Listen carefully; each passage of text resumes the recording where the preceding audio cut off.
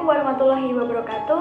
Introduce myself, nama aku Fauli Awina dari kelas IPSB dengan nomor induk mahasiswa 20822000066. Video ini dibuat untuk memenuhi tugas akhir mata kuliah Strategi Belajar Mengajar. Di video kali ini, aku akan menjelaskan salah satu dari model pembelajaran. Perlu diketahui, model pembelajaran adalah suatu perencanaan atau pola yang digunakan sebagai pedoman untuk merencanakan pembelajaran di kelas atau pembelajaran dalam tutorial yang sistematis dalam mengorganisasikan pengalaman belajar untuk mencapai tujuan belajar tertentu dan berfungsi sebagai pedoman bagi para pengajar. Sebelumnya, perlu teman-teman ketahui juga, model pembelajaran itu ada 6. Yang pertama, model pembelajaran langsung. Yang kedua, model pembelajaran tak langsung. Yang ketiga, model pembelajaran berbasis masalah. Yang keempat, model pembelajaran konseptual. Yang kelima, model pembelajaran kooperatif. Dan yang terakhir atau yang keenam, model pembelajaran realistik. Dan untuk video kali ini, aku akan membahas tentang model pembelajaran berbasis masalah atau biasa disebut dengan problem based learning. Pertama yang kita bahas adalah pengertian dari model pembelajaran berbasis masalah. Model pembelajaran berbasis masalah atau problem based learning adalah model pembelajaran dengan pendekatan pembelajaran siswa pada masalah autentik sehingga siswa dapat menyusun pengetahuannya sendiri, menumbuh kembangkan keterampilan dan meningkatkan kepercayaan diri pada siswa itu sendiri. Jadi problem based learning ini lebih ke bagaimana cara siswa ketika diberi masalah dengan guru itu dapat menyelesaikan. Jadi siswa dituntut untuk lebih kritis dalam mencari solusi dalam sebuah permasalahan. Dan untuk sifat dari problem based learning ini ada 5. Yang pertama adalah orientasi masalah. Orientasi masalah ini di mana guru berperan untuk menyajikan suatu masalah yang akan diberikan kepada siswa. Jadi sebelum siswa mendiskusikan upaya atau mungkin solusi yang akan dikeluarkan pada suatu permasalahan, guru terlebih dulu ini sudah memberikan atau sudah menyiapkan permasalahan-permasalahan yang sudah dikaji tentunya untuk dianalisis oleh siswa. Lalu sifat yang kedua yaitu mengorganisasi kegiatan, di mana di sini peran guru ini adalah menginstruksikan para siswanya untuk berdiskusi atau berkelompok dalam menyelesaikan sebuah problem atau menyelesaikan sebuah masalah. Oh ya, identiknya masalah yang digunakan dalam problem based learning ini adalah permasalahan yang sering kita hadapi atau mungkin kita jumpai atau mungkin masalah-masalah sosial. Lalu untuk sifat yang ketiga yaitu membimbing penyelidikan, di mana ketika berjalannya sebuah berdiskusi yang terjalin antara siswa, ini guru berperan untuk membimbing dan juga mengawasi. Jadi peran guru di sini adalah untuk mengawasi dari setiap kelompok bagaimana perkembangan siswa tersebut dalam menyelesaikan masalah. Dan ketika siswa ini sudah mungkin belum bisa menyelesaikan masalah atau belum bisa mencari jalan dalam permasalahan tersebut, ini adalah peran guru untuk membimbing dan juga memberikan arahan kepada siswa agar lebih berpikir lebih kritis ya tentunya untuk menyelesaikan sebuah permasalahan. Lalu yang keempat adalah menyajikan hasil. Menyajikan hasil ini maksudnya adalah siswa yang sudah menganalisis atau mungkin sudah menyiapkan solusi dari masalah yang sudah diberikan guru ini untuk dipresentasikan ke depan. Jadi di sini siswa juga dituntut untuk lebih percaya diri untuk mengekspresikan jawabannya, mengekspresikan apa yang sudah dia persiapkan, apa yang sudah dia pikirkan dalam menentukan jawaban-jawaban dari penyajian masalah itu tadi. Lalu yang kelima adalah analisis dan evaluasi.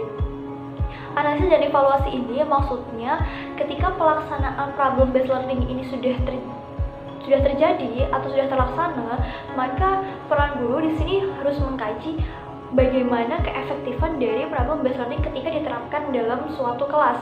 Apakah siswa-siswa tersebut sangat excited, sangat senang atau mungkin sangat benar-benar mengerti bagaimana cara menyelesaikan masalah?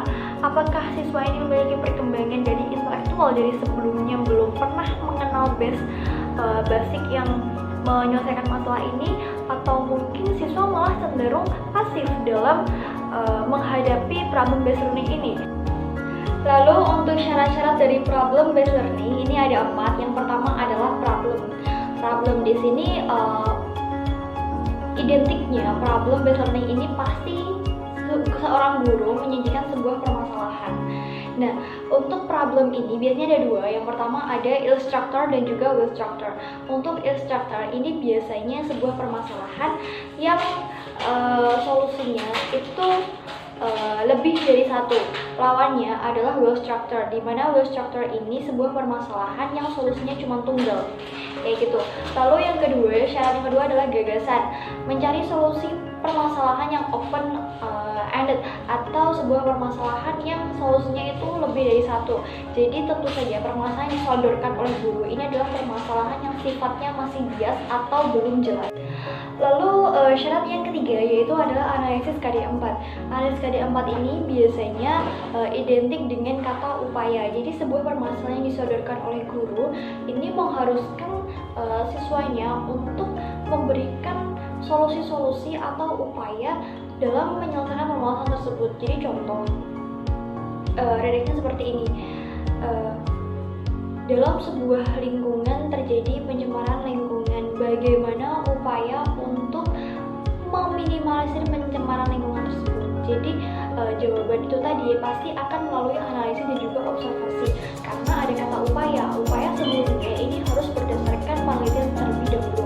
Lalu untuk syarat yang terakhir atau outcome yaitu adalah hasil, bagaimana solusi atau upaya atau sebuah jalan keluar yang sudah dirumuskan oleh para siswa ini bisa tidak diimplementasikan dalam kehidupan sosial kita, bisa tidak efektifkah tidak itu tadi permasalahan yang menghasilkan solusi dari jika diimplementasikan dalam permasalahan dalam kehidupan kita sehari-hari. Jadi syarat yang terakhir ini memang harus ada hasilnya dari problem based learning itu sendiri. Selanjutnya saya memberikan contoh tentang instructor dan juga will structure. Di atasnya ada gambar tumpukan sampah.